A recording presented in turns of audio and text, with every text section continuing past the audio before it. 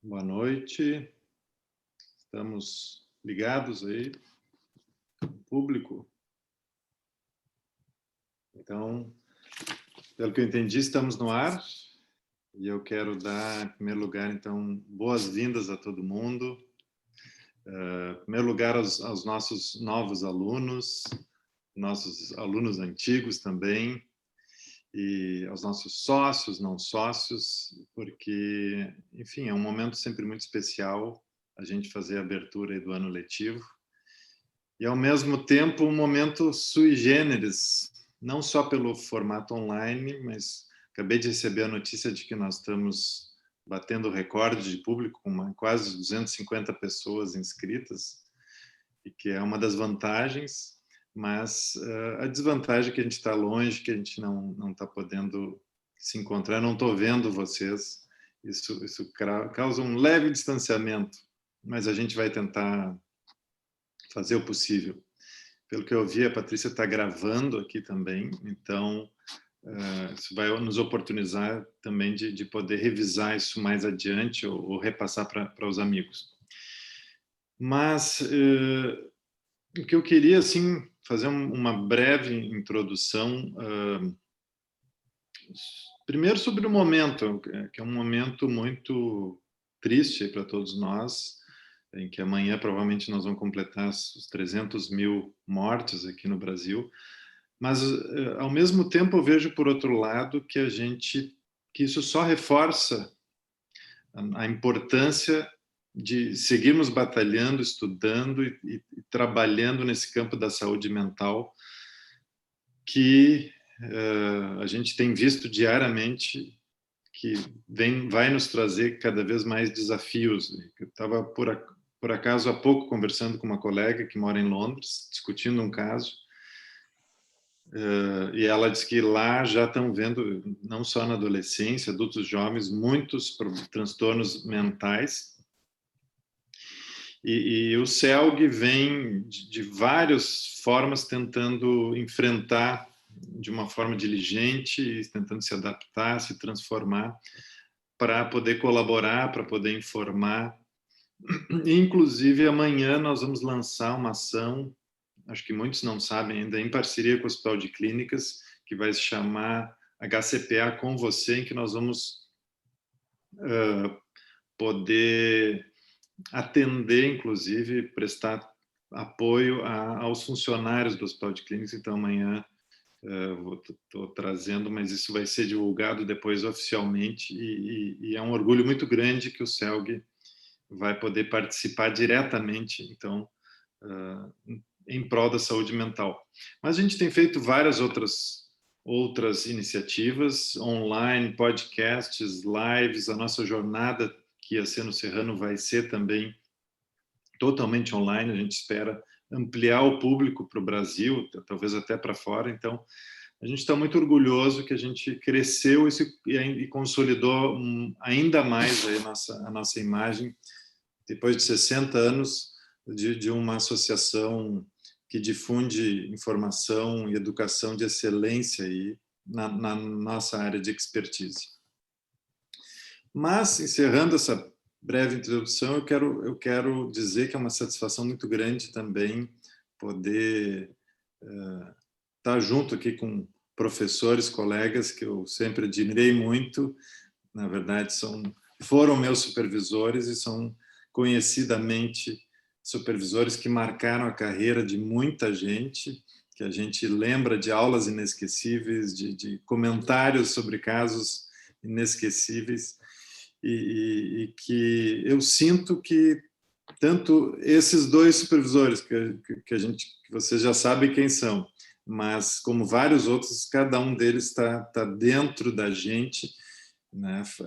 Fazem parte do nosso atendimento nas horas difíceis, ainda mais nos apoiam, fazem parte do nosso self hoje em dia, e a supervisão é um dos tripés da nossa formação, e não por menos a gente acabou todos escolhendo esse tema, e eu estou muito curioso para ouvir então o professor Cláudio Ziric, professor Sidney Chestatsky, quero dar as boas-vindas, a Jussara está aí também, mas em nome também da Jussara, eu queria agradecer todos os outros coordenadores de cursos, né, a Vivandei, outros cursos, a Patrícia Lago está reativando aí o curso de supervisão, nós temos curso de terapia cognitiva, professor Ives e vários tantos. Não vou poder citar todo mundo, mas eu quero agradecer muito a todos os coordenadores de cursos, a diretoria que tem enfrentado então comigo aí todo esse processo, todos aí que têm nos apoiado. Não vou citar, mas sintam-se abraçados e muita gratidão.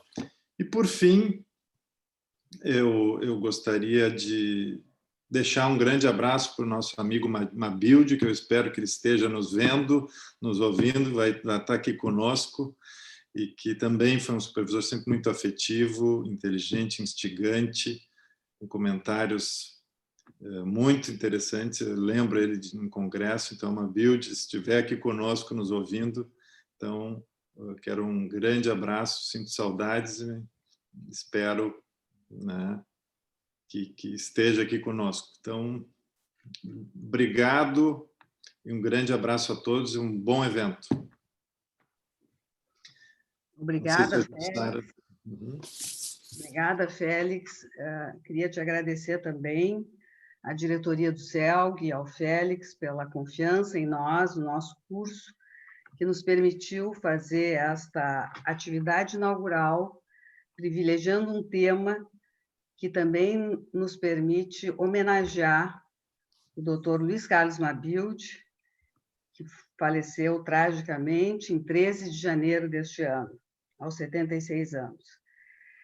Esta atividade, cujo tema é supervisão clínica, ela também foi um tema que nos fez pensar sobre esse tema justamente como uma homenagem a Mabilde, que era uma das pessoas que escrevia bastante sobre supervisão e que recentemente recebeu um prêmio da IPA, Associação Psicanalítica Internacional, de um trabalho que ele fez.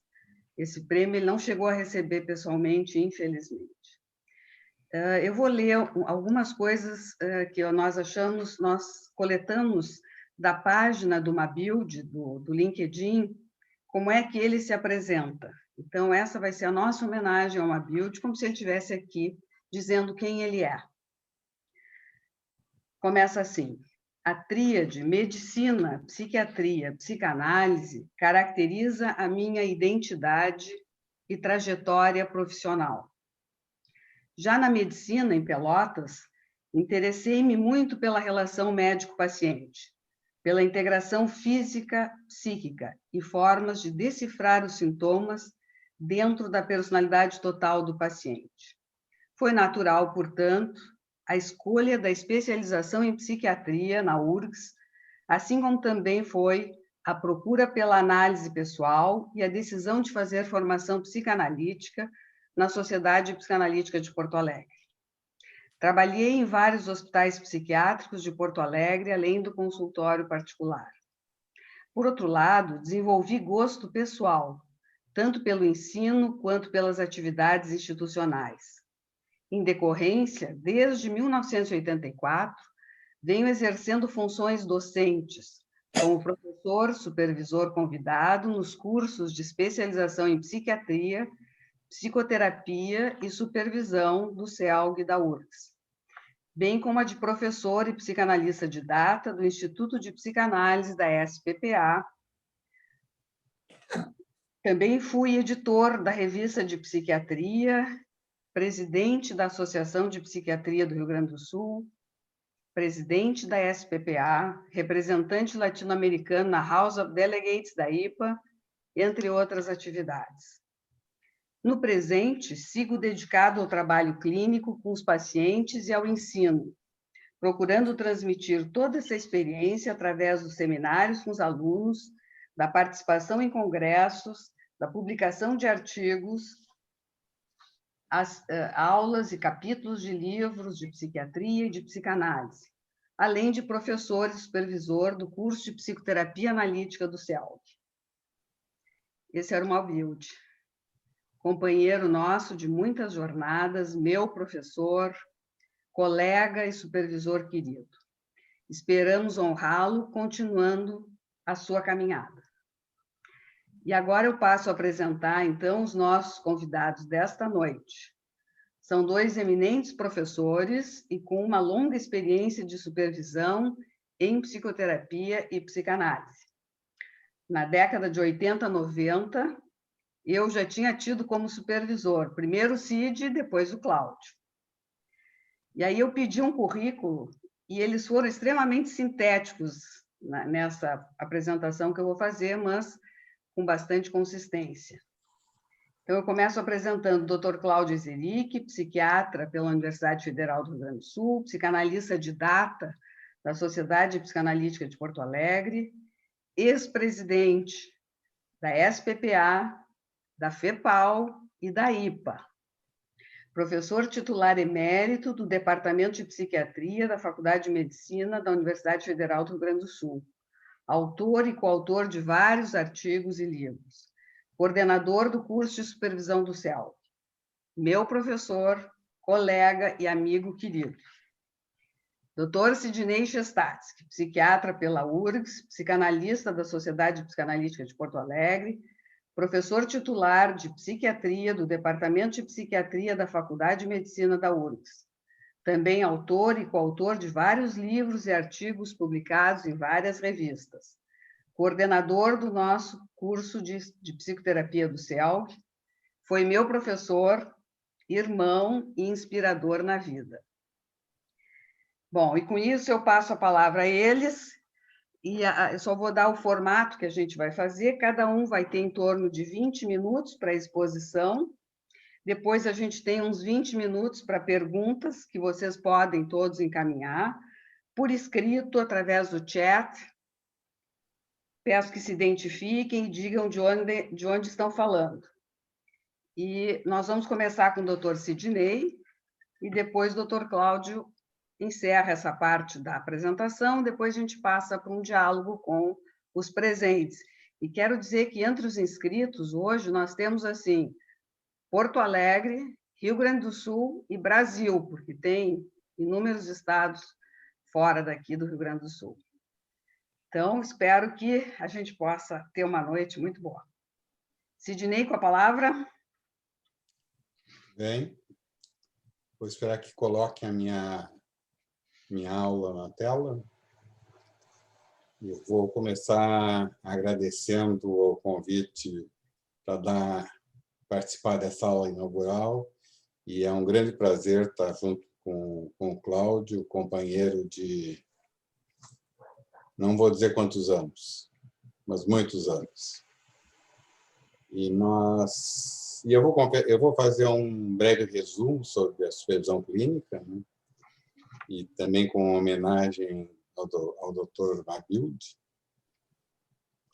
E vou começar lembrando que a supervisão psicanalítica já ultrapassou um século de existência, já que ela começou em torno do início da década de 20, do século passado, né?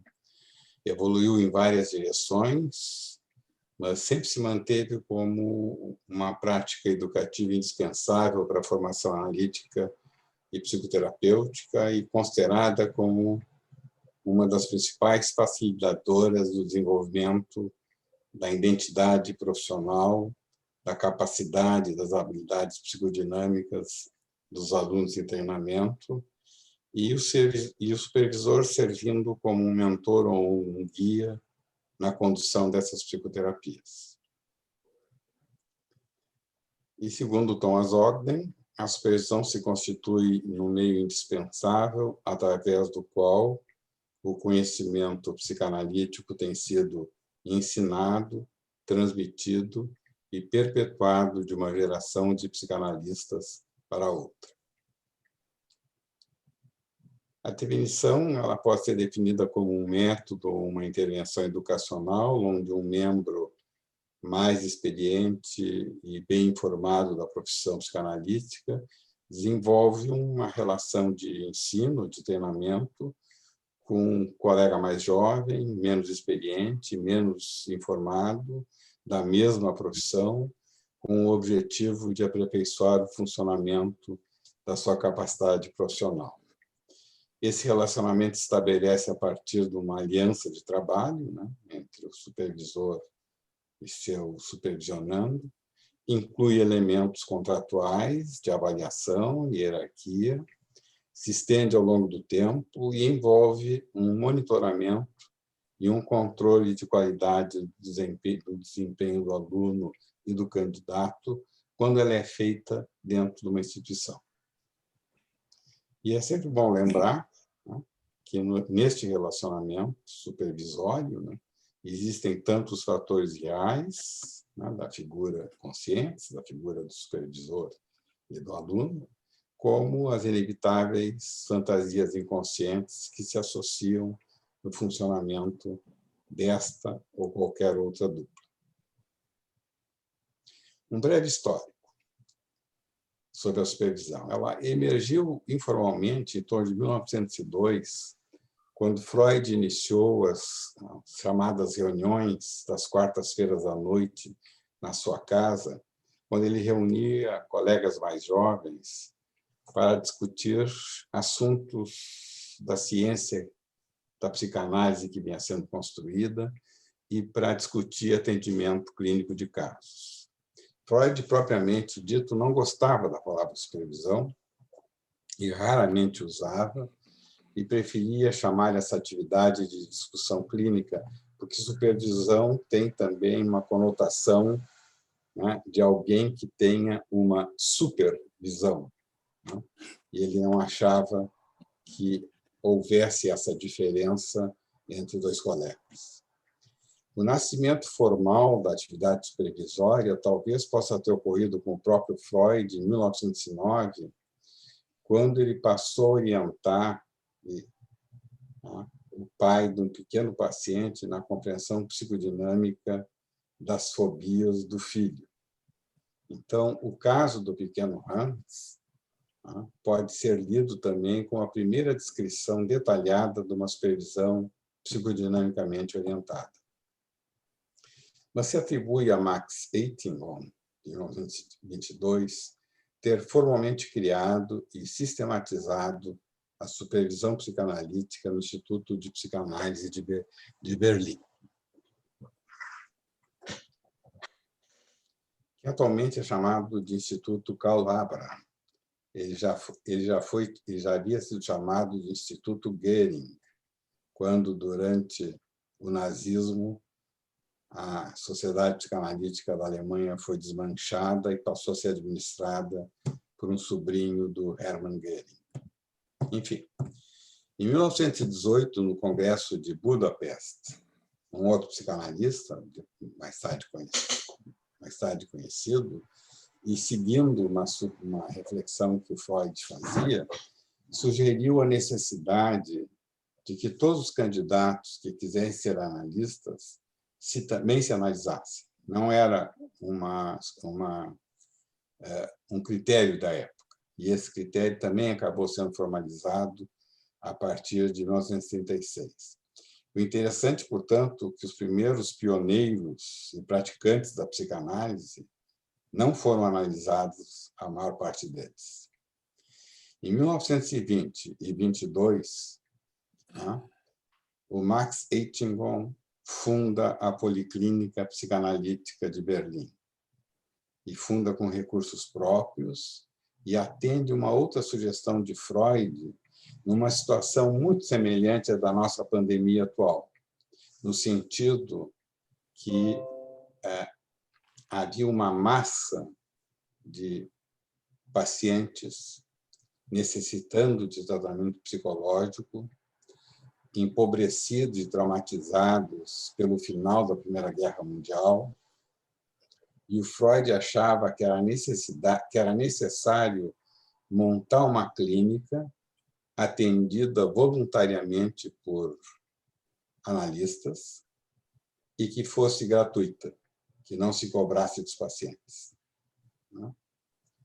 Então, a clínica foi construída com esses objetivos e com o objetivo também de começar a organizar o treinamento de psicanalistas, que também não existia na época. Ela começou com 3 analistas, Eitingon, Abraham e Simmel, e com o tempo ela acabou reunindo vários analistas importantes da época, entre seus professores e supervisores, e se tornou o primeiro centro organizado de formação de psicanalistas na Europa e no mundo. Em 1925, em um outro congresso, o Eitingon propõe, então, que o modelo tripartite de Berlim, já adotado em Viena, se torne o critério oficial da formação analítica da IPA, o que é aceito. Não foi fácil achar essa placa. Pode voltar, hein? Não foi fácil achar mesmo no Google essa placa, mas aqui é a placa do Instituto de Psicanálise Alemão, mostra os seus fundadores, o Abraham, Eitingon e o Simmel.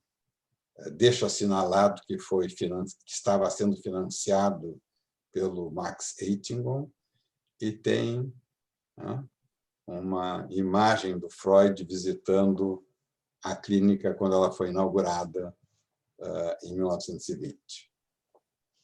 Próximo.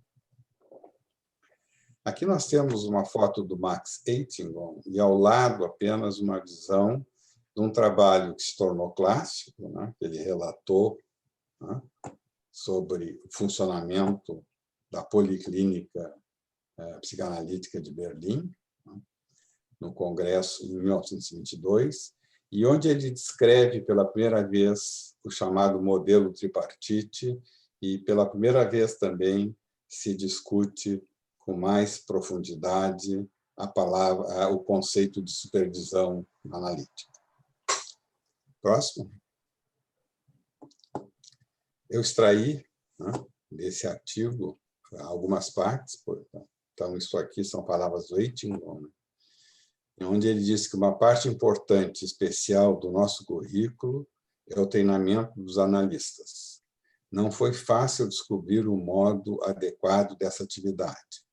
Afinal, o elemento de risco que poderia haver para os pacientes, enfim, eram analistas inexperientes, foi modificado por um atento controle que nós, supervisores, exercíamos sobre o atendimento. Daí ele segue dizendo: encaminhávamos aos estudantes que tinham progredido nos seus estudos teóricos e que também estavam em análise pessoal, um ou mais casos de pacientes que nós avaliávamos previamente e considerávamos adequados para alunos iniciantes. Através de notas detalhadas das entrevistas, acompanhamos de perto essas análises, detectamos facilmente seus erros, tratando gradualmente de eliminá-los.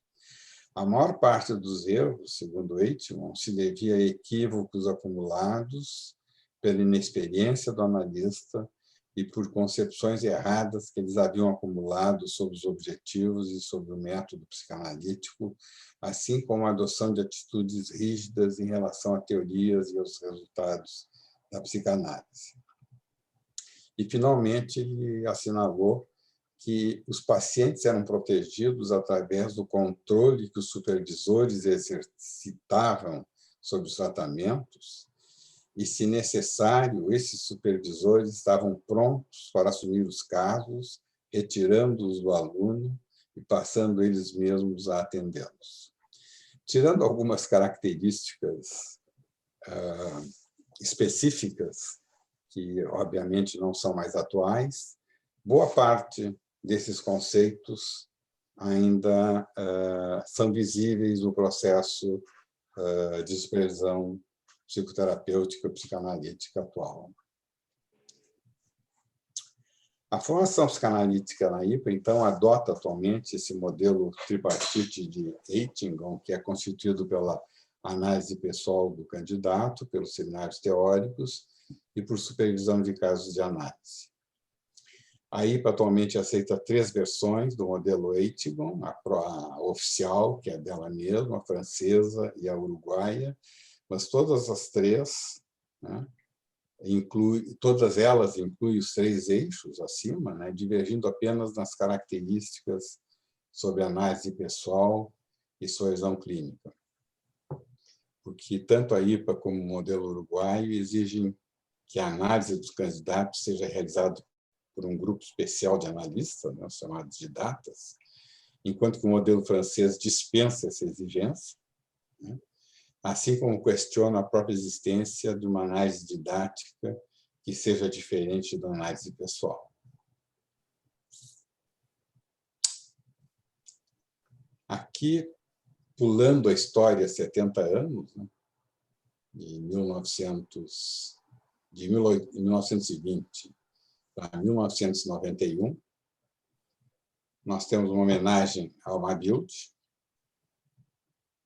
com a foto aqui ao lado, e com a publicação do que provavelmente foi o primeiro livro brasileiro sobre supervisão em psiquiatria e em psicoterapia analítica, e acho que depois disso não se escreveu mais nenhum livro especificamente sobre supervisão nessas 2 áreas, psiquiatria e psicoterapia de orientação analítica.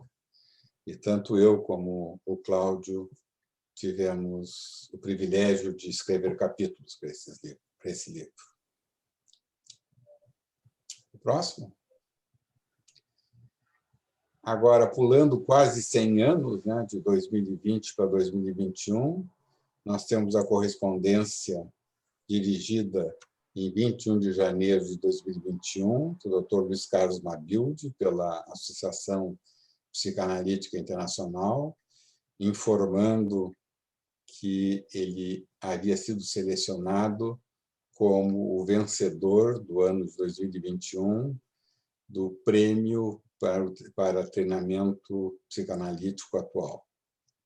E em relação ao trabalho que ele tinha, e o que tinha sido premiado era esse trabalho, Confidências e Inconfidências na Supervisão Psicanalítica, com uma convergência de 3 modelos de treinamento que o professor Cláudio, na sua participação, vai resumir. Então, infelizmente, chegou atrasado esse convite. Em relação às intervenções do supervisor, eu vou começar falando pelo que se chama de modelagem, que especialmente no início das supervisões, os alunos ficam predispostos, né, a modelar suas intervenções com aquelas observadas do supervisor.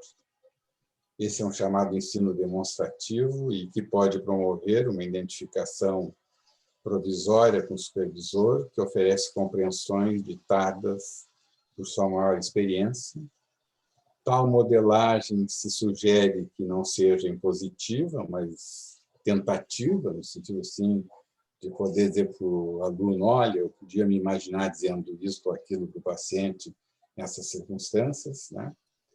Mas um dos efeitos negativos da modelagem é transmitir ao aluno a ideia de que exista sempre uma resposta correta para todas as situações e muitas vezes a melhor resposta a uma pergunta direta ao supervisor pode ser apenas, olha, neste caso e neste momento eu não sei o que está acontecendo. Embora se possa, né, sugerir ao aluno que tenha um jeito de lidar com o paciente, né, apenas alertando que ele use seu próprio vocabulário e estilo de comunicação. Essa técnica demonstrativa, né, eu estou esperando que entre... Quer dizer, resumindo, o supervisor demonstra seu entendimento da psicodinâmica do paciente e pode sugerir intervenções, pode descrever como ele faria nessa situação, né? E é um aprendizado baseado na identificação com o supervisor, como eu já mencionei, e há um risco que essa identificação possa ser uma identificação passiva, chamada identificação por imitação, né? Se criando, às vezes, supervisionando um falso self-terapêutico, né? Alguns autores dizem que, às vezes, é uma psicoterapia por controle remoto, né? Como se o supervisor estivesse acionando, supervisionando a fazer a psicoterapia, né? E a Ellen Deutsch dizia que esta identificação criava o que ela chamava de um comboio, com uma composição de trens, né? Em que os alunos seguiam a máquina do supervisor para onde ele fosse. Mas, enfim, essa é uma técnica básica, que se usa muito, ela é centrada no paciente, né? E no exame do seu material clínico. Outro tipo de intervenções que a gente pode fazer são chamadas instruções didáticas, porque é importante, no início, revisar os critérios diagnósticos para ver como eles se relacionarão com as estratégias terapêuticas. É importante estimular que o aluno também faça formulações dinâmicas dos seus casos. Eu acho importante discutir com o aluno a identificação e avaliação dos diferentes mecanismos de defesa que o paciente está apresentando, porque, dependendo da predominância do tipo de defesas, se pode predizer o tipo de respostas para as intervenções psicodinâmicas. E os supervisores devem estar atentos para alertar o aluno sempre que detectarem riscos à segurança do paciente, como o risco de suicídio. Os efeitos negativos dessas instruções, quando elas forem excessivas, elas podem resultar em posições dogmáticas e em defesas intelectuais do par, né? Seja do supervisor, seja do supervisionando, e, com isso, evitar o contato emocional e aprofundar as dinâmicas inconscientes do paciente. E alguns supervisores podem até se gratificar, né? Achando que estão brilhando, né? Como se estivessem oferecendo sinais de autoridade, superioridade, só que isso às custas da aprendizagem do aluno. Porque o que o aluno pode ganhar em segurança com o excesso de didatismo do professor, ele pode perder em crescimento, em mudanças pessoais e incapacidade de construir as suas próprias conclusões e formulações. A técnica corretiva é aquela que o Eitingon menciona, se apoia, né, em correções da técnica demonstrativa, em correções lógicas das intervenções do supervisionando a partir das associações do paciente, e esta se centra no supervisionando, né, servindo o paciente seu material como base dessas correções.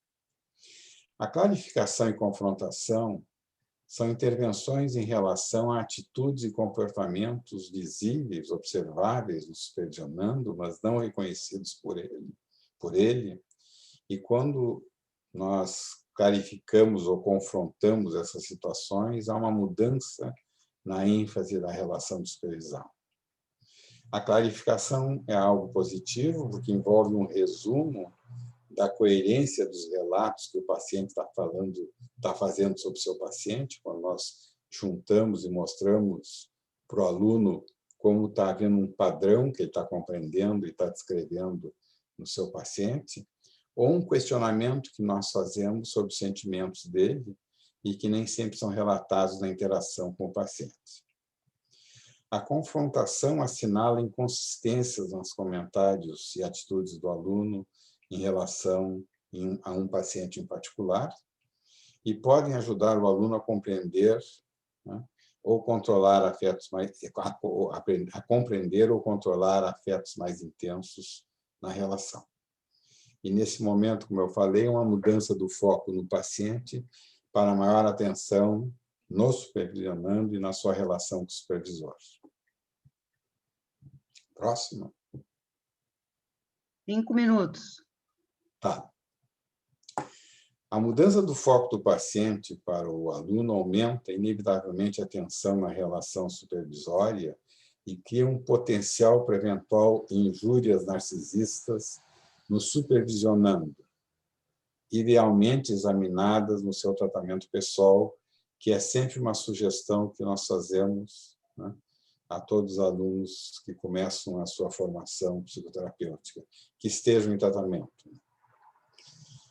A relação de supervisão é inerentemente desigual e ela não deve ser usada para forçar o aluno a revelar, seja sentimentos íntimos, seja sentimentos constrangedores sobre o seu supervisor, mas convidá-lo a refletir sobre eles no lugar adequado, que seria a sua própria psicoterapia.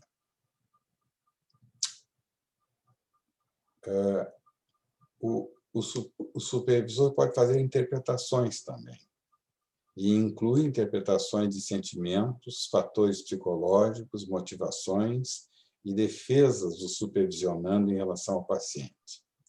Ele pode interpretar sentimentos negativos que ele constate no aluno, né? Uma ansiedade em abordar aspectos específicos com o paciente, como questões sexuais, né? Ou sentimentos de insegurança que o aluno sente quando é desvalorizado pelo paciente. E poder fazer isso pode acrescentar profundidade no aprendizado do aluno, assim como aliviar a tensão com o supervisor sobre situações que já estão presentes, mas que não haviam sido discutidas. Também interpretações sobre motivações do aluno, do tipo assim, penso que você agora mudou de assunto porque teve receio de aprofundar o luto do paciente, ajudam o aluno a começar a explorar potenciais problemas contratransferenciais. E clareza sobre o fato que as interpretações das defesas dos alunos, em geral, aumentam a ansiedade do aluno e só devem ser consideradas quando se percebe que já há uma boa aliança educacional estabelecida. Pode pular esse slide, que é uma repetição. E, finalmente, eu vou comentar algumas diferenças da supervisão de psicoterapia versus a supervisão da psicanálise. Há uma diferença importante, porque, de início, em psicanálise, os alunos só entram em supervisão depois de um mínimo de 1 ano de seminários clínico-teóricos, ou seja, eles já começam, quando começam a atender um paciente, eles já têm uma base teórica, né, com a qual eles estão familiarizados, ou estão se familiarizando. E na nossa formação em psicoterapia, por enquanto, as supervisões tendem a ser concomitantes com o aprendizado teórico. As psicanálises tendem a ser mais longas e são mais intensivas pela frequência das sessões. A duração total das horas de supervisão, né, é maior, são 2 casos e 100 horas de supervisão, né, enquanto que a supervisão em psicoterapia, no nosso curso, por enquanto, é 30 horas a cada ano, daí é 60 horas no total, né? Mas esse aumento de intensidade e de frequência facilita também modelos intersubjetivos de supervisão. As psicoterapias costumam durar menos, atendem muitos pacientes em crise, com comorbidades, demandam um supervisor mais ativo, centrado no material do paciente, na defesa do setting, embora, especialmente quando ocorram espaços, a supervisão tem que progredir para o exame das situações relacionais das duplas, tanto do paciente com o aluno, quanto do aluno com o supervisor. Uma última observação é que o viés terapêutico de algumas escolas psicanalíticas está cada vez mais diluído. O modelo francês, por exemplo, exclui a supervisão do exame de mecanismos de defesa, porque, segundo eles, isso tornaria a análise muito terapêutica. Enquanto que as psicoterapias psicodinâmicas, dada a gravidade dos sintomas dos pacientes e da enorme variedade e adaptação de settings, a associação a outras técnicas, a inclusão de casais, famílias, fármacos, tem que manter claramente seus objetivos terapêuticos e que devem ser considerados na supervisão. Com isso, eu agradeço a atenção que eu obtive dos colegas. Muito obrigada. Cid fez um percurso longo, desde a história até o momento atual. Acho que foi muito interessante. Agora vamos ouvir o Dr. Cláudio Izeric. Microfone.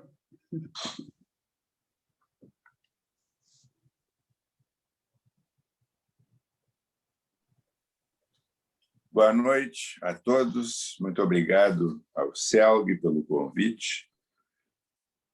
É um prazer estar aqui compartilhando essa atividade com meus queridos amigos de longa data. Também não vou dizer há quantos anos, Sidney e Jussara. Jussara é mais curto, mas o Sidney é desde épocas priscas. E eu queria também agradecer ao Félix e cumprimentar a diretoria do CELG, porque nesta tragédia que nós estamos enfrentando, chegando aos 300 mil mortos, uma das coisas, não uma tragédia aleatória, uma tragédia causada pela incompetência e pelo descaso do nosso governo federal. Muitas instituições psiquiátricas, psicológicas e psicanalíticas se mobilizaram. E eu acho que é louvável o que o CELG, junto com as outras instituições, está fazendo em termos de atendimento solidário.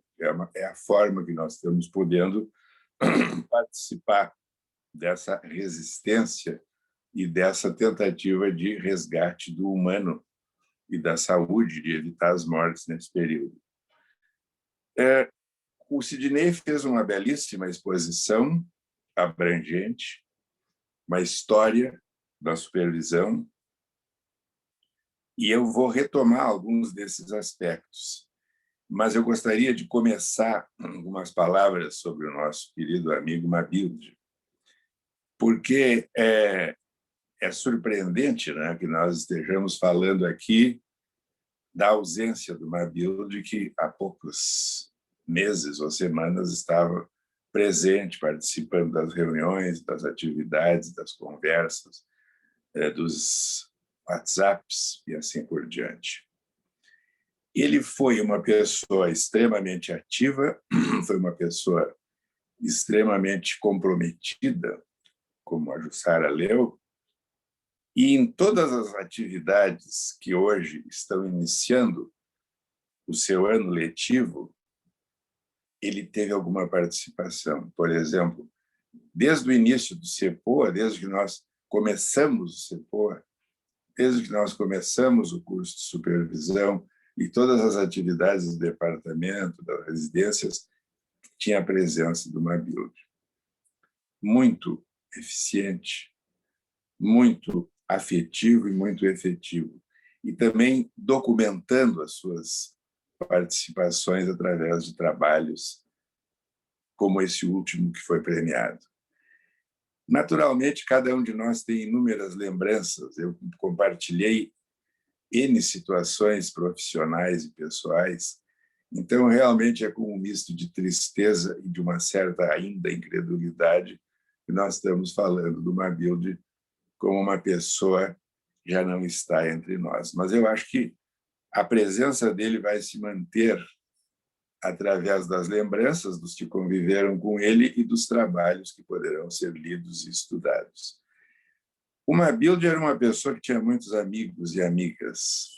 E nesse trabalho premiado, Confidências e Inconfidências em Supervisão Psicanalítica, ele termina agradecendo um desses amigos, que era o Dr. Gerson Berlim. O Sidney e eu éramos muito próximos toda a vida, e entre tantas coisas que eu compartilhei com o Mabilde, uma delas foi um dos mais próximos amigos dele, que também é um querido amigo meu, que é o Dr. Mauro Gus, a quem, à distância, eu quero também saudar e mandar um abraço.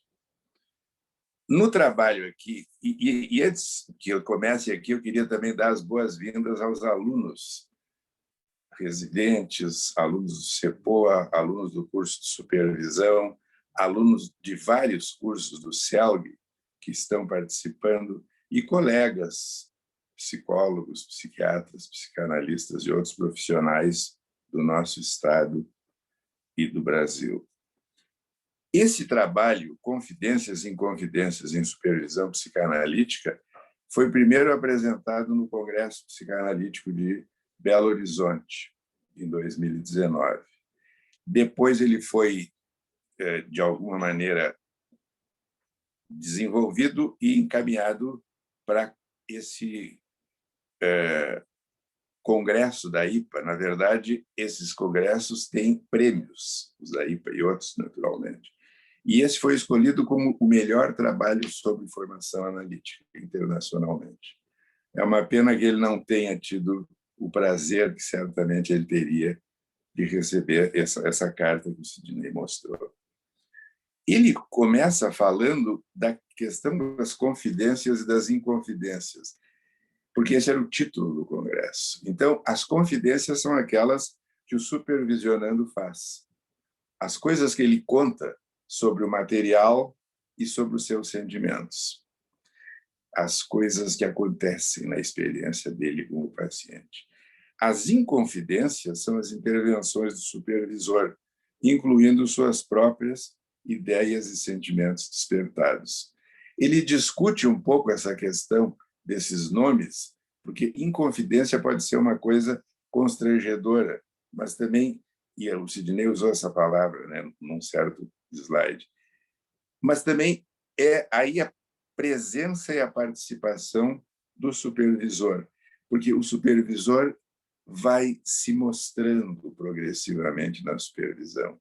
E se a gente pensa na evolução histórica que o Cid mostrou, começou com supervisão, no sentido de uma supervisão, ou a palavra controle. Eu me lembro que os nossos colegas mais antigos se referiam à análise como controle. Me lembro até de alguns deles que até ainda estão vivos, felizmente, falando nisso.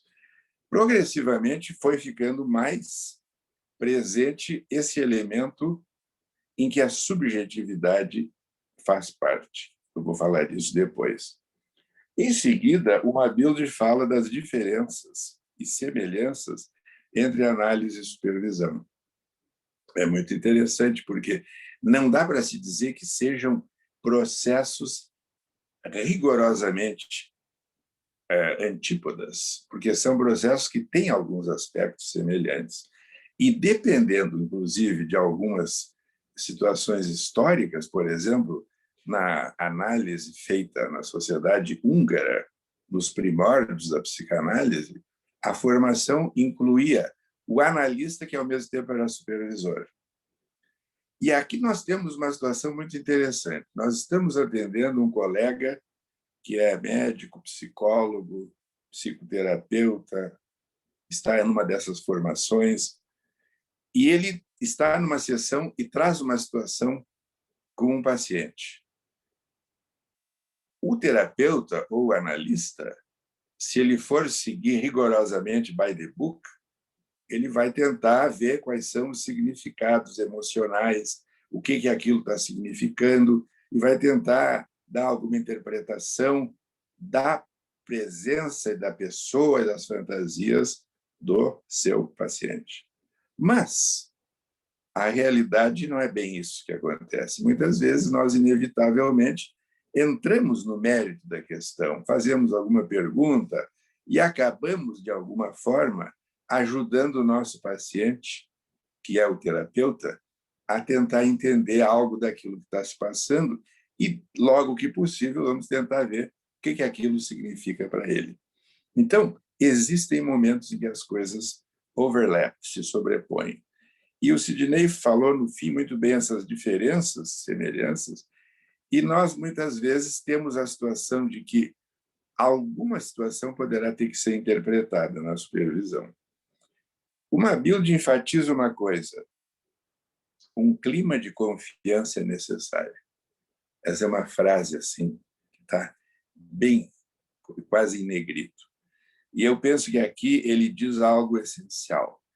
A relação entre os dois tem que ter, essencialmente, alguma confiança recíproca.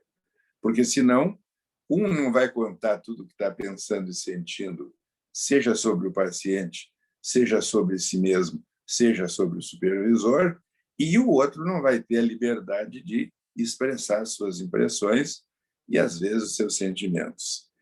E é por isso que um dos aspectos que outros autores destacam são as duplas que se formam.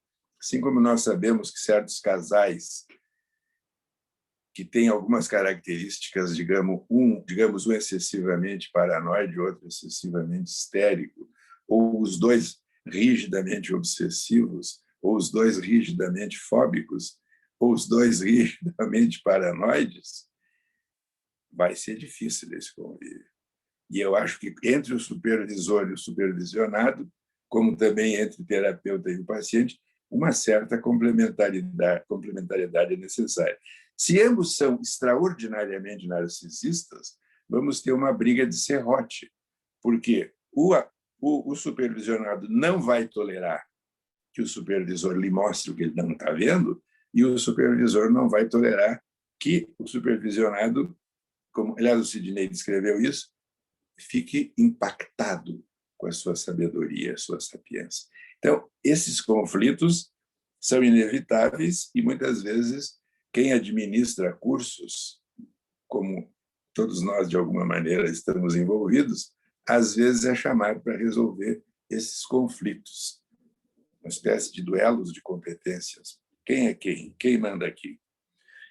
Uma outra coisa é que o Mabilde destaca que se utiliza cada vez mais o elemento subjetivo de ambos. Isso já foi mencionado. E ele destaca uma coisa que eu acho essencial. Começamos com a visão unipessoal. Na visão unipessoal, eu, o Sidney, a Jussara, o Félix, somos os supervisores e ali está um supervisionando e lá está um paciente e nós vamos ensinar a verdade. Antigamente era assim. Eu me lembro que o Sidney uma vez me contou de uma supervisão que ele fez há 1000 anos atrás, e em todas as vezes que ele levava o material, o supervisor sempre achava algum defeito, mesmo sendo o Sidney. Mas um dia ele levou uma sessão que era absolutamente perfeita. E o supervisor fazia assim e lia desesperadamente e dizia, mas não há nada para criticar aqui. Então, esse é um tempo antigo, histórico. Espero que hoje em dia não se tenha essas situações. Ele teve que reconhecer que o aluno era realmente muito bom. Então, a visão unipessoal passou para bipessoal. E aqui ele cita o Ehrlich, que é um analista israelense. Agora é um assunto a dois. Mas ele, Mabilde, propõe que seja multipessoal, porque não é só o supervisor, o supervisionado e o paciente. Tem também o terceiro analítico do Ogden e o objeto analítico do Green, ou seja, o que se cria entre os dois elementos e o que se cria entre o terapeuta e o seu paciente. Então, é uma configuração multipessoal e isso nós temos que dar conta. Portanto, cada vez as coisas vão ficando mais complexas. E existe um aspecto que ele também discute, que é a questão dos processos paralelos. Eles foram descritos inicialmente pelos Searles, em 1955, que é um fenômeno extremamente curioso, né? Que todos nós temos essa experiência de tempos em tempos de observar. A relação terapeuta-paciente lá, muitas vezes se reproduz na relação terapeuta-supervisor aqui. Então, o supervisionando traz para a relação uma espécie de transferência. Ele sente algo em relação ao supervisor, que algo ele está vivendo ali com o paciente. Essa relação paralela é muito interessante. Tem um livro em que o Grimberg dá vários exemplos, inclusive no trabalho esse do Mabilde tem um enorme, detalhado e belíssimo exemplo clínico em que ele mostra todos esses conceitos. Uma outra coisa, então eu acho que está clara essa questão dos processos paralelos. A outra coisa, eu acho que o Sidney já destacou, mas o Mabilde propôs os 4 modelos: o clássico, o comunicativo ou psicodinâmico, o autoprocessamento ou intersubjetivo e o multidirecionado. E as técnicas que ele descreve são demonstrativa, corretiva, compreensiva e da escuta multidirecionada. Agora, eu perguntaria o seguinte: que tipo de relação é essa? Porque eu acho que nós também, a partir desse trabalho e de outros que a gente tem estudado nesse nosso curso de supervisão de psicoterapia de orientação analítica, que tipo de relação é essa? Não é uma relação que tem a estrutura de um setting de tratamento. Não é uma relação que tem o rigor de um programa de estudos teórico-clínicos. E não é uma relação social. Que relação é essa? Eu diria que é uma relação diferente, especial, mas que tem, inevitavelmente, alguns elementos dessas outras relações. Por exemplo, tem alguns supervisores que começam a supervisão com alguma conversa rápida, de poucos minutos, sobre qualquer coisa. Se os dois torcem para o mesmo time, dependendo se ele é um time que ganha muito, como o Grêmio, né? Mas às vezes o Inter também ganha muito, ou atualmente ambos estão perdendo, sempre começa com uma conversinha qualquer para caracterizar que isso aqui não é um setting de tratamento, é uma relação de estudo. E depois a gente vai ver as sessões e assim por diante. Então, ela tem, ao mesmo tempo, o objetivo de ensinar ao aluno conceitos fundamentais.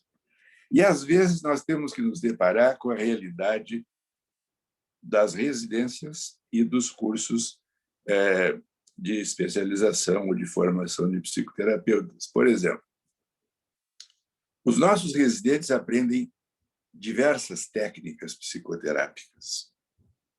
E, muitas vezes, chega uma pessoa para fazer uma supervisão de psicoterapia dita analítica, com uma série de intervenções cognitivo-comportamentais, intersubjetivas, interpessoais e assim por diante. Hoje de manhã eu tive essa experiência.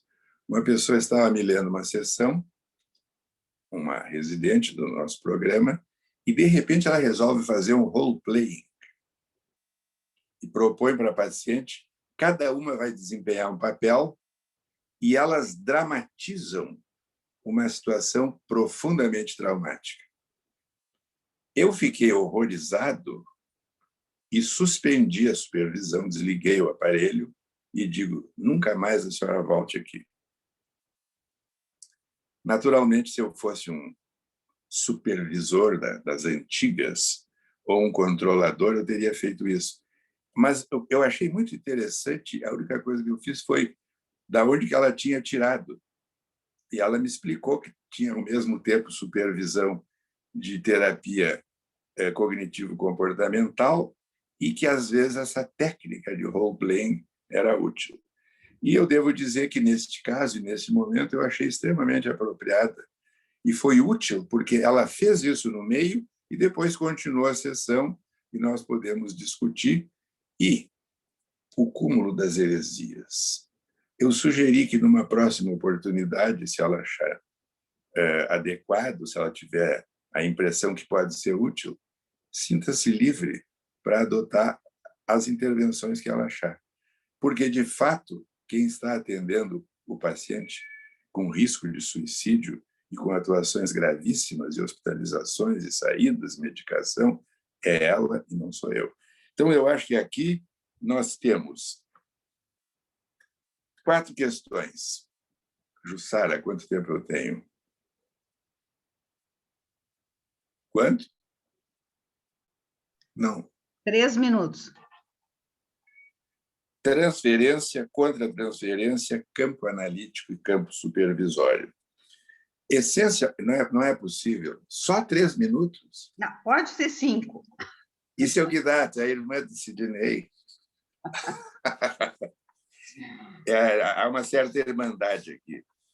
Mas o que eu quero dizer, para terminar, eu não vou entrar em detalhe desses conceitos, sempre a gente fala na generatividade, que é um conceito do Erickson, através do qual as gerações mais velhas ensinam as gerações mais jovens. E eu hoje estive pensando e cheguei a uma conclusão. Tem 3 etapas históricas da generatividade. Na primeira etapa, quando Erickson formulou, e eu cansei de ensinar isso nas aulas, a geração mais velha ensina a geração mais nova. Mas na segunda etapa, as gerações compartilham o ensino e a aprendizagem. E na situação atual, todos que têm netos sabem que a geração mais nova ensina a geração mais velha. E não precisa ser netos, pode ser alunos, pode ser supervisionandos.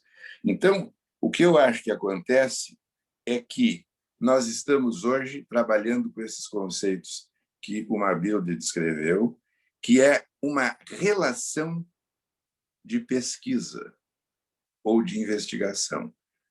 O supervisor e o supervisionado estão investigando conjuntamente como funciona o paciente, qual é a sua patologia, qual é o seu diagnóstico, que tipo de tratamento é mais adequado e as intervenções que eles têm que fazer, que o Sidney descreveu.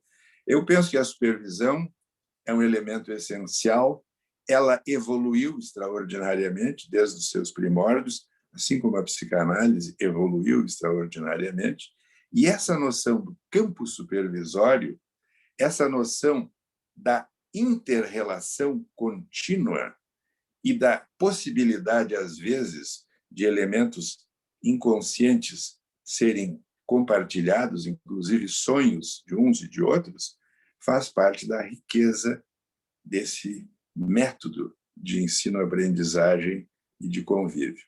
Então, finalmente, eu quero dizer que nós estamos aprendendo continuamente e desenvolvendo uma forma de nos relacionar com os nossos alunos, assim como uma forma de nos relacionar com os nossos pacientes. O saber não é propriedade de ninguém, ele é produzido em conjunto. E a gente tem que ter a humildade de poder aprender com os colegas, aprender com os alunos e aprender com os pacientes e aprender com os netos. Isso aí. Muito obrigada, Cláudio, respeitando o tempo. Eu acho que o Cláudio fez uma apresentação também maravilhosa e colocou uma pergunta que eu achei ótima, né? Que relação é esta da supervisão? E concluiu dizendo que essa é uma relação de pesquisa, de investigação, e que eu acho que isso acrescenta ideias para a gente poder trabalhar com o conceito de supervisão. Então, muito interessante todas as colocações de vocês. O Freud dizia, né, que a nossa profissão é uma profissão impossível, a profissão de ensinar, de analisar e de governar. Mas eu acho que a supervisão é basicamente aquilo que a gente não encontra nos livros. Não tem outro jeito de aprender, se não for aprender com os mais experientes, os que podem transmitir para a gente esse aprendizado. Isso não está no livro. Eu acho que isso... E eu vejo assim, muitos colegas médicos de outras especialidades ficam com inveja dessa possibilidade que a gente tem de contar com esse auxílio da supervisão para poder trabalhar melhor. Bueno, está aberto para perguntas, comentários, de preferência pelo chat, para a gente poder dar agilidade. Eu tenho uma pergunta já do doutor Hamilton, em que ele coloca assim: como estão atendendo a estruturação da supervisão online em relação à supervisão presencial? Posso começar? Claro. Obrigado, Hamilton. essa pergunta é indispensável, porque, afinal, todo mundo está trabalhando online em todo mundo, né? E em todas as técnicas, me parece. Eu, pelo menos, mantenho, tanto com os supervisionandos de análise, como de psicoterapia, como de os residentes, um horário, né? Um horário, tempo regulamentar. A pessoa envia a sessão dialogada ou relata as situações que a pessoa nem sempre consegue, e a gente faz a supervisão como faria presencialmente. Fica a câmera acesa, né? Com vídeo, e eu tento conversar com a pessoa sobre o caso das mesmas formas que eu faço ou fazia ou farei quando e se voltarmos a trabalhar presencialmente. No caso dos tratamentos, existem discussões sobre as dificuldades, as perdas, os lutos, a ausência do corpo, a ausência do convívio pessoal no consultório, que, de fato, é um assunto. No caso das supervisões, eu tenho sentido que elas transcorrem aproximadamente como as presenciais. Então, me parece que a perda é menor, porque a intensidade da relação é menor. Não há uma relação de tratamento que precisa desse convívio. Então, penso que tem sido possível levar supervisões assim. E é muito interessante, nessa supervisão que eu estava contando hoje de manhã, a jovem colega mandou o material, e no meio ela diz, mas me esqueci do seguinte, aí contou uma coisa importantíssima. Então, isso que acontece, que a pessoa esqueceu de dialogar, vem à tona no convívio da supervisão. Cid, quer responder? Som.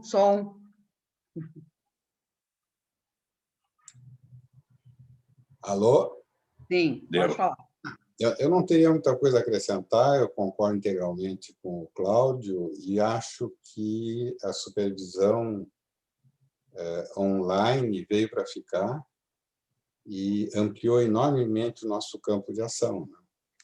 Porque tem permitido, né, que nós possamos atender e supervisionar colegas de outros estados, de outras cidades, né, de outros países.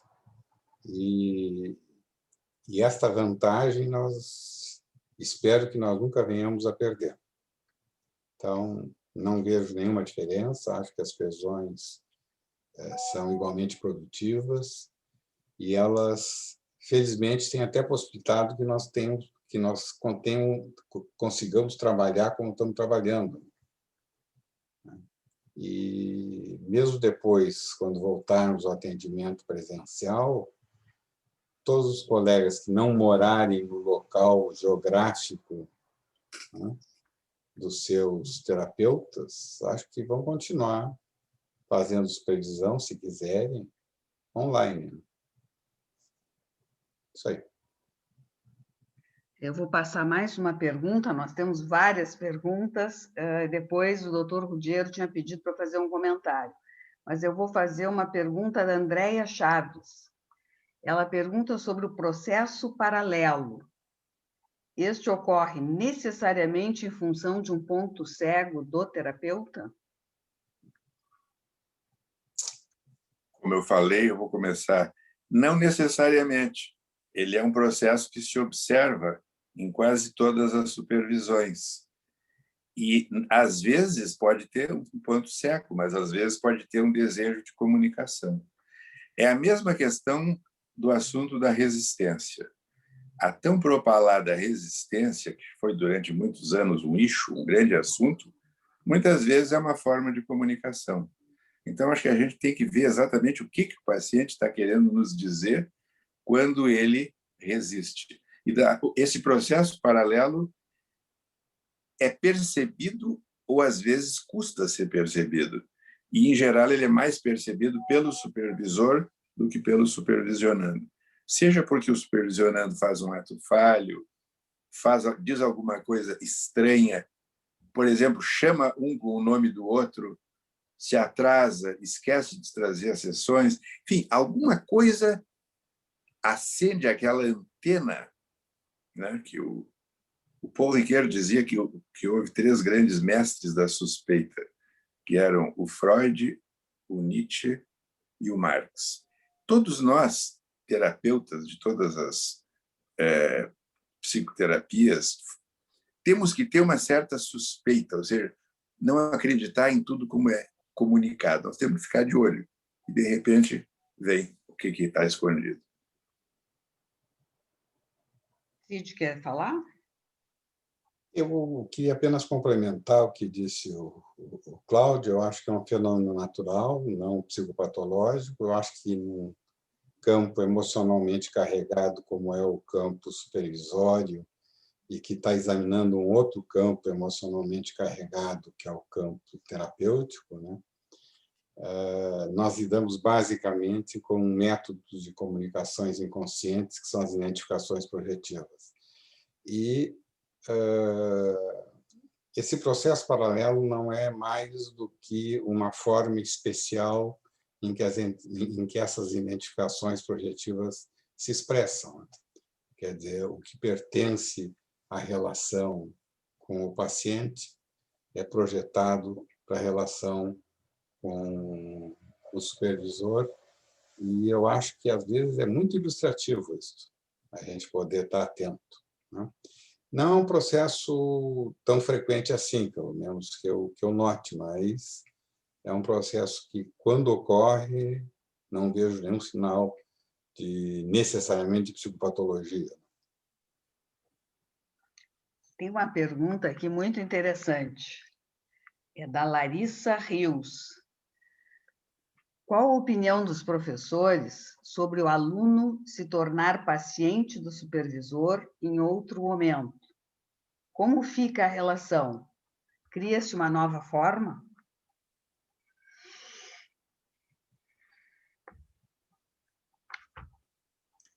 Essa é uma pergunta complicada. Como o Cláudio lembrou,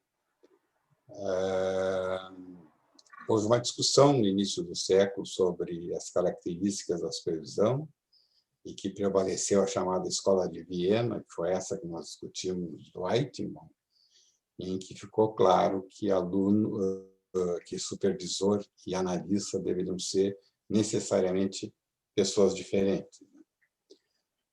A escola da húngara, né, através do Ferenc, achava que não havia grande diferença, né, entre analisar ou tratar o paciente, né, e, ao mesmo tempo, fazer a supervisão. Acho que na Hungria, de alguma forma, isso ainda acontece.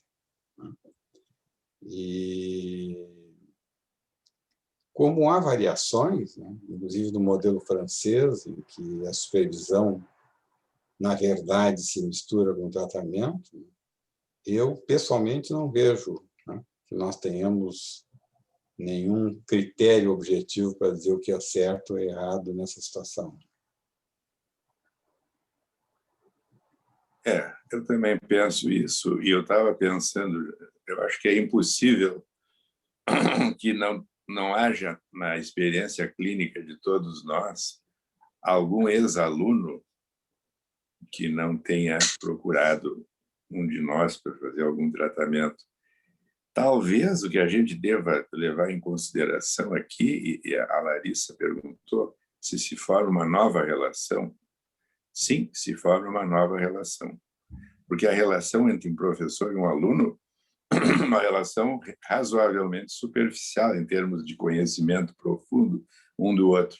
E mesmo na supervisão, vai até um certo ponto e tem uma duração limitada. Na relação analítica, o que vai entrar em jogo é o mundo interno, são as fantasias, é a situação transferencial, é a contra-transferência, é uma outra história. De modo que começa um novo tipo de relacionamento, no qual os dois que pareciam se conhecer descobrem outras pessoas, porque a proposta da relação analítica é completamente diferente. Muito bem. O doutor Ruggiero pediu para fazer um comentário. Não sei se a Patrícia vai botar ele na tela.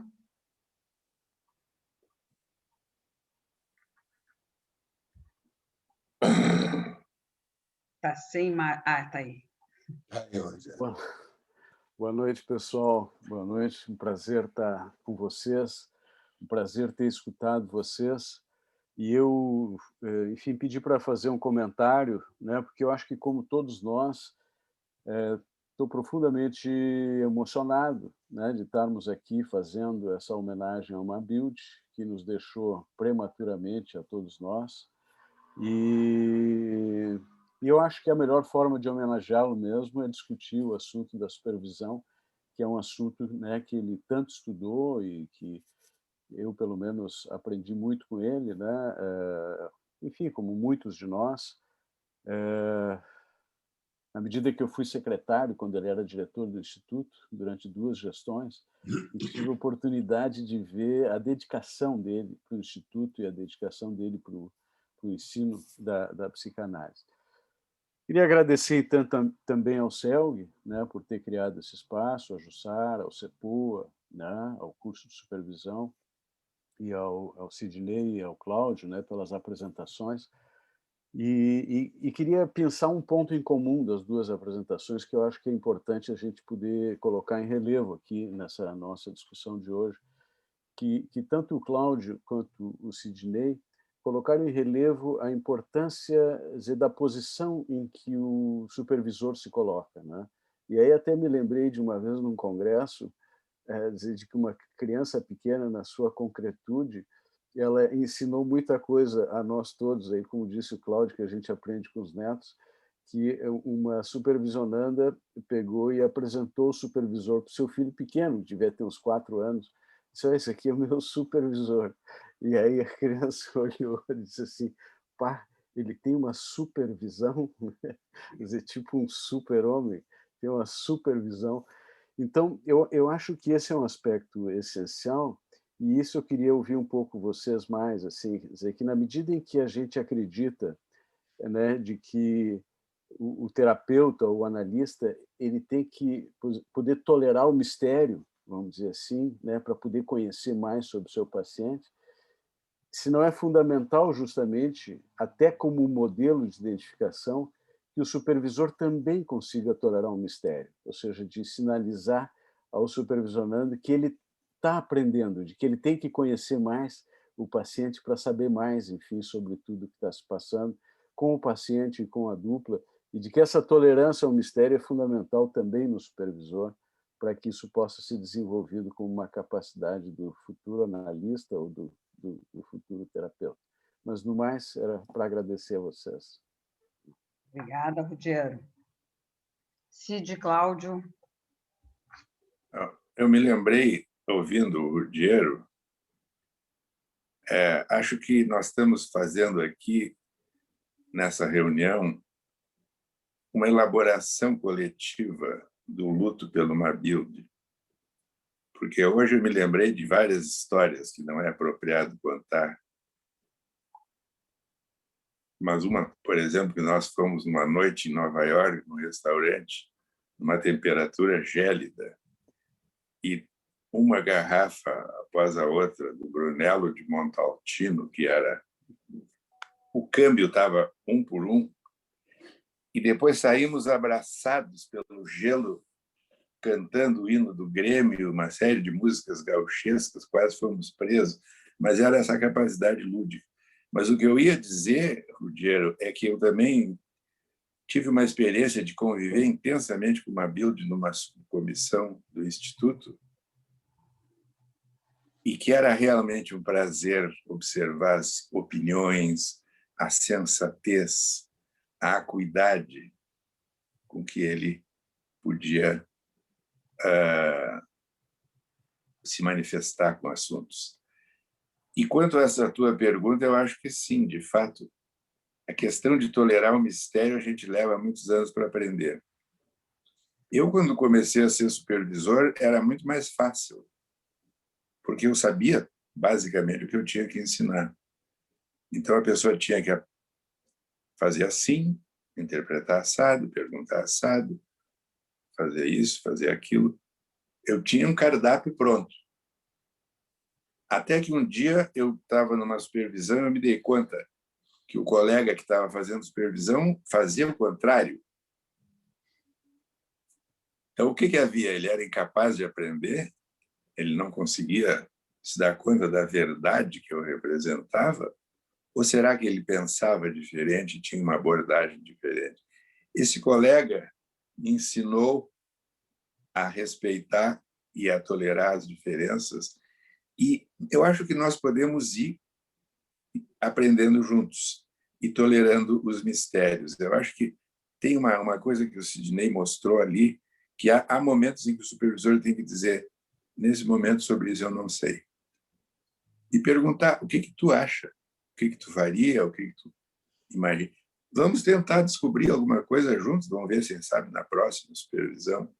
Então, eu só quero dizer que eu concordo e de fato, essa nova postura em que a gente pode aprender junto, em vez de só ensinar, é muito mais enriquecedora, porque senão o mundo seria muito chato e sem graça se a gente não tivesse a oportunidade de aprender, por exemplo, no meio de uma supervisão ou de uma sessão de tratamento, a pessoa pronuncia uma palavra que nós nunca ouvimos falar.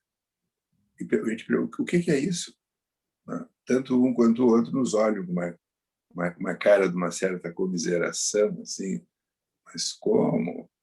Isso descreve um tipo de relacionamento contemporâneo, assim, ou assado, ou isso descreve uma tecnologia. O que nos resta é dizer: opa, aprendi uma coisa nova hoje. Depois a gente pode se exibir com outros da mesma idade. Tu sabe o que é isso? Tá. Não, o Cláudio está muito inspirado hoje, eu não vou acrescentar nada ao que ele já disse. Tá bem.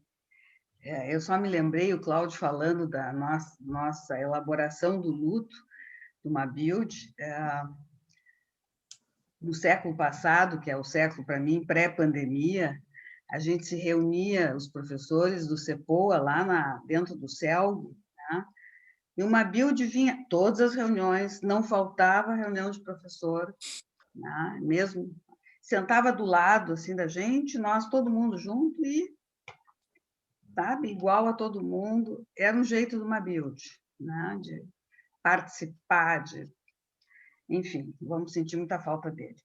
Mas a Patrícia Lago, nós não temos muito tempo, temos mais 5 minutos. Às 9h30 termina nosso tempo. A Patrícia Lago faz uma pergunta: qual a importância da contribuição de uma build sobre a escuta multidirecionada?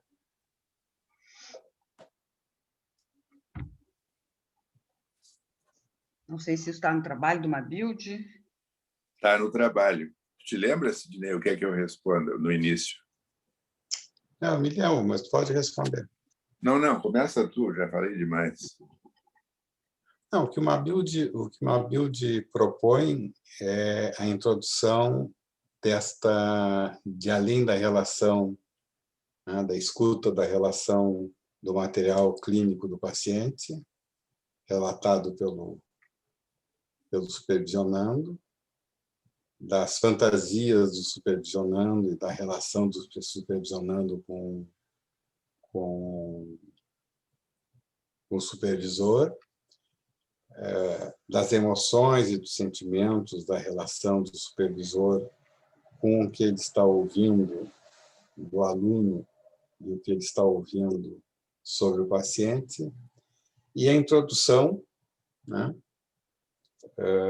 do conceito do objeto intersubjetivo, ou do objeto analítico do Green, né, como criando uma superestrutura que envolve o campo.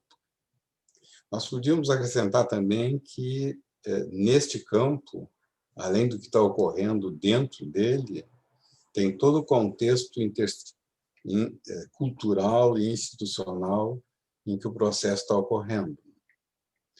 Mas a ideia do Mabuild, ou a sugestão do Mabuild, né, é que não é uma simples escuta, né, unidirecional nem bidirecional, mas pode vir a ser, em alguns momentos,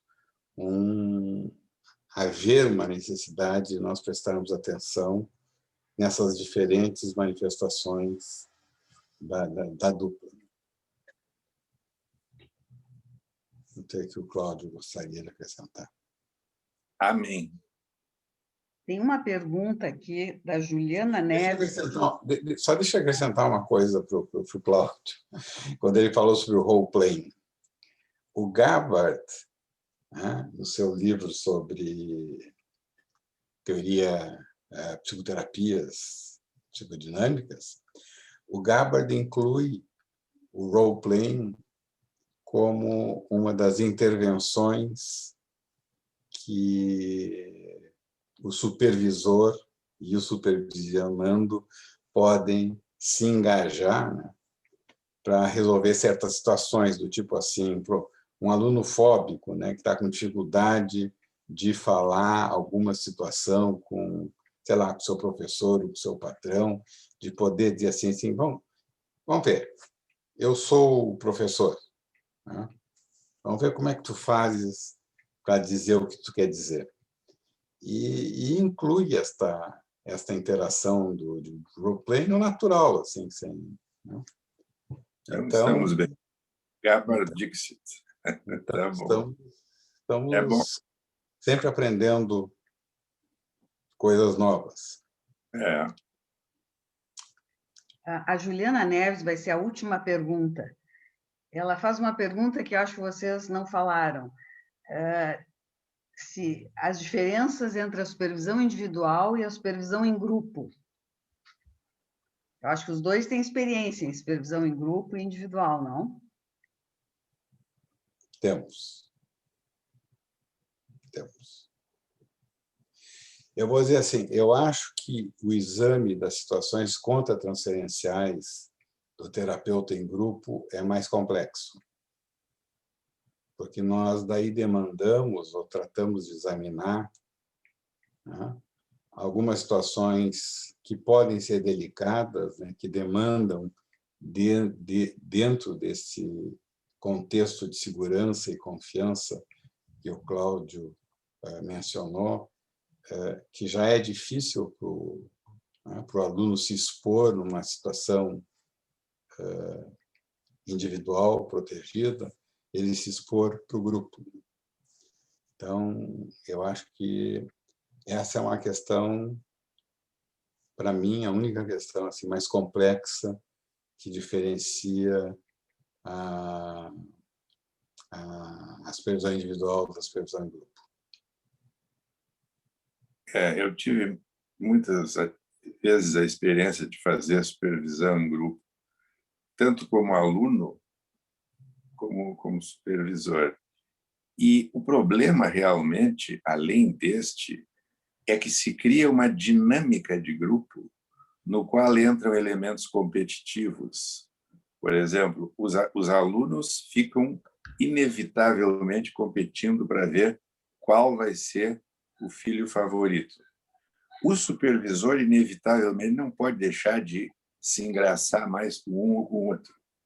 E eu acho que aí esse tipo de dinamismos grupais podem dificultar o trabalho. E, de fato, isso que o Sidney falou, é difícil de uma pessoa se expor como ela poderia se expor individualmente.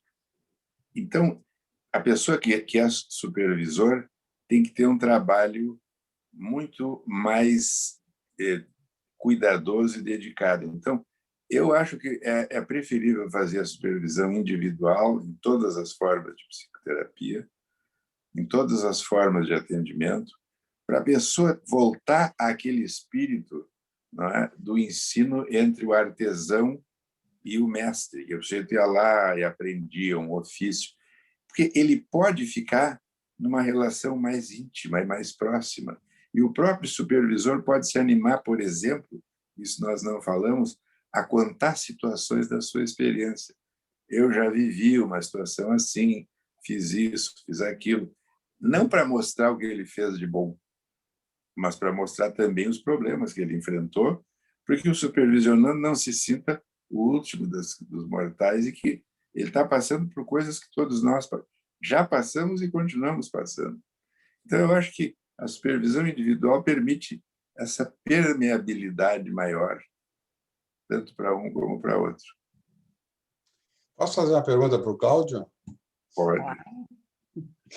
Cláudio, nós fizemos, ou melhor, tu e a Patrícia organizaram, e nós estamos desde o início num curso, né, para desenvolver competências e habilidades para colegas que queiram ser supervisores.